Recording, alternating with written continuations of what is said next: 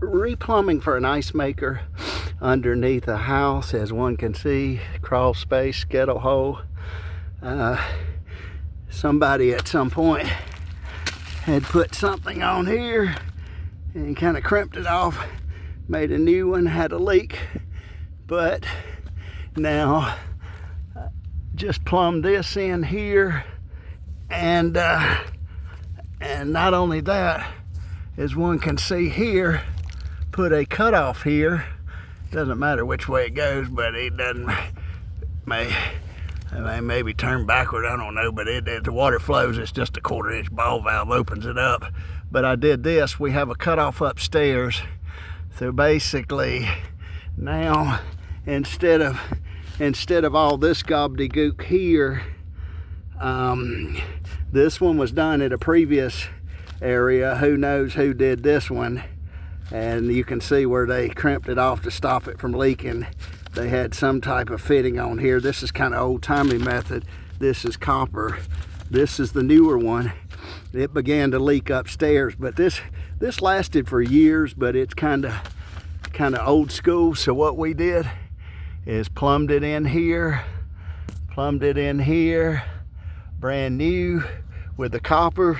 Got rid of these 2 weak joints. So now these 2 weak joints, we have a cutoff upstairs, but I went ahead and cut one off here.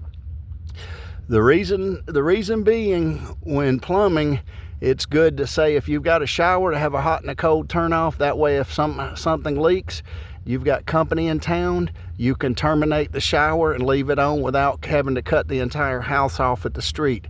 This is the reason this was done. But cut off here, and I think I got it kind of backward, but that doesn't matter because it's just a 1/4-inch.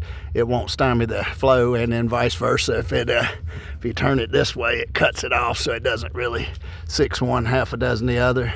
But as you can see now, we went from copper to PEX. We teed this, and we went here, and now we're going to go turn the water on to see if it holds. So again, this is for the ice maker. This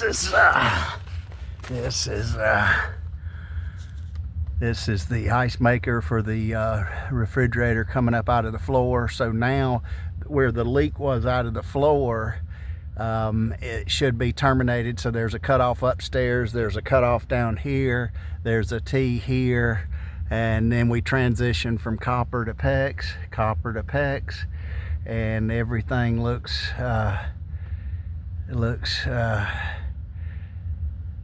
dandy here. So hopefully we go turn the water on and it's not spewing, and if it is, we cut a piece out and replace it if there's a leak somewhere. But if it's not leaking from the start, it should not be leaking at all. So again, PEX feeding over there, feeding to the ice maker, which is behind me, up through the floor. We have a cutoff through the floor with a braided hose. This is a more professional way. Now later, if they wanted to put a box in the wall, they could do that. You could cut a piece of hole in the drywall, but you're getting into a little job to do that. And this pipe here was the existing ice maker was coming down, so we just used the hole where it was coming down through the floor. But you know, there's maybe 10 different ways to skin a cat, so to speak. Thank you for watching, and have a wonderful day.